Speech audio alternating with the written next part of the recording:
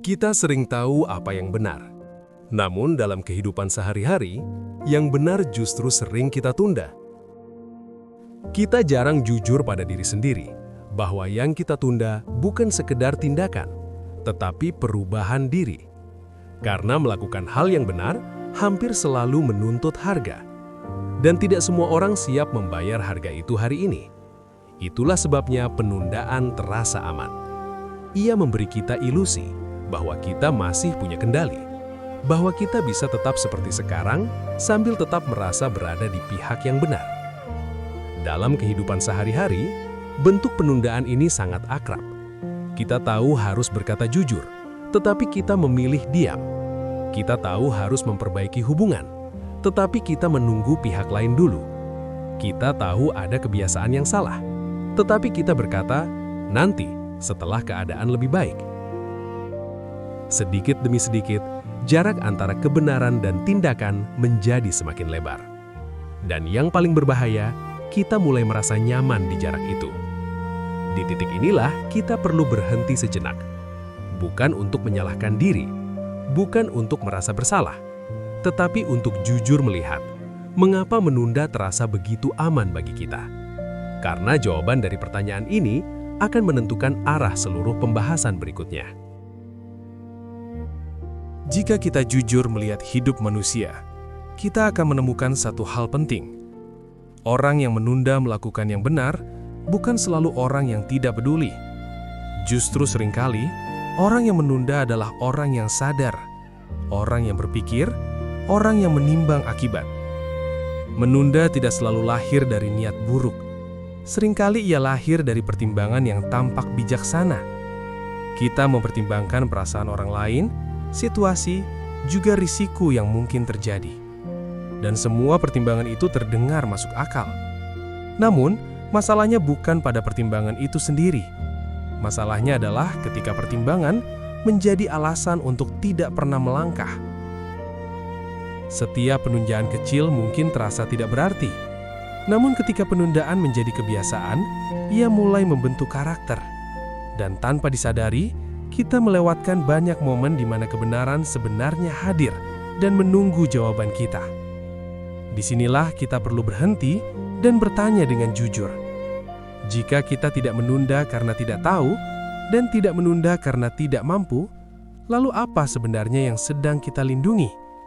Pertanyaan ini penting karena di sesi berikutnya kita akan mendengar satu kalimat tajam yang lahir dari pengamatan hidup yang sangat jujur. Mari kita membaca satu ayat dari kitab Pengkhotbah. Karena hukuman terhadap perbuatan jahat tidak segera dilaksanakan, itulah sebabnya hati anak-anak manusia penuh dengan niat untuk berbuat jahat. Pengkhotbah 8 ayat 11, terjemahan baru. Kalimat ini terdengar keras, namun ini bukan kemarahan. Ini adalah pengamatan yang tenang.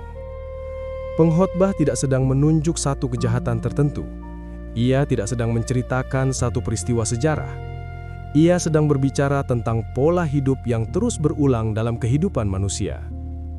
Ketika kesalahan tidak langsung dikoreksi, ketika penyimpangan tidak segera ditegur, hati manusia berubah. Bukan langsung menjadi jahat, tetapi menjadi lebih berani untuk menunda. Pengkhotbah berbicara sebagai pengamat kehidupan, bukan sebagai penghakim. Ia tidak menunjuk satu kasus, satu pelaku, atau satu masa tertentu.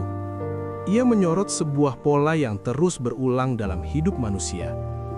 Ketika kesalahan tidak segera mendapat koreksi, manusia belajar membaca situasi dengan cara yang keliru. Yang dimaksud hukuman tidak segera bukan hanya soal hukum atau pengadilan. Ia mencakup semua bentuk koreksi yang seharusnya muncul ketika kebenaran dilanggar, tetapi tidak terasa cepat. Kadang sistem lambat atau tidak adil. Kadang lingkungan memilih diam karena sudah terbiasa. Kadang hati nurani sendiri ditunda karena kesalahan itu tampak tidak membawa akibat apapun. Dalam kondisi seperti inilah, jenis kejahatan tertentu menjadi terasa aman. Bukan kejahatan besar yang berisik, melainkan penyimpangan yang kecil, halus, dan sering ditoleransi.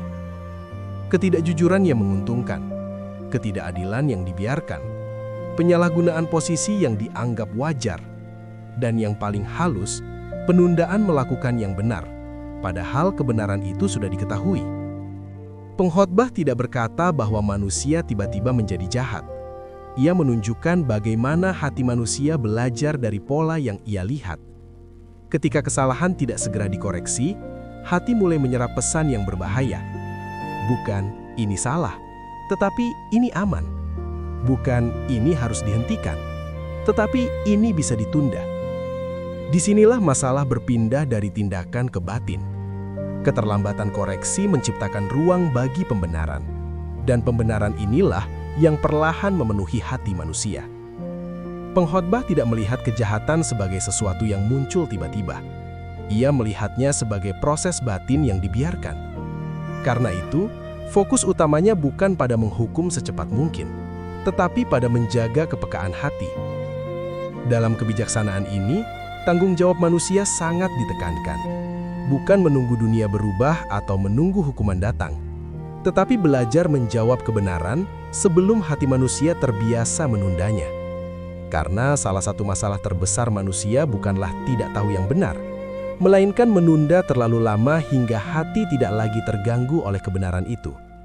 Disitulah kebijaksanaan ini menjadi sangat agung. Ia tidak mengandalkan ketakutan akan hukuman, tetapi mengajak manusia menjaga hatinya selagi ia masih peka.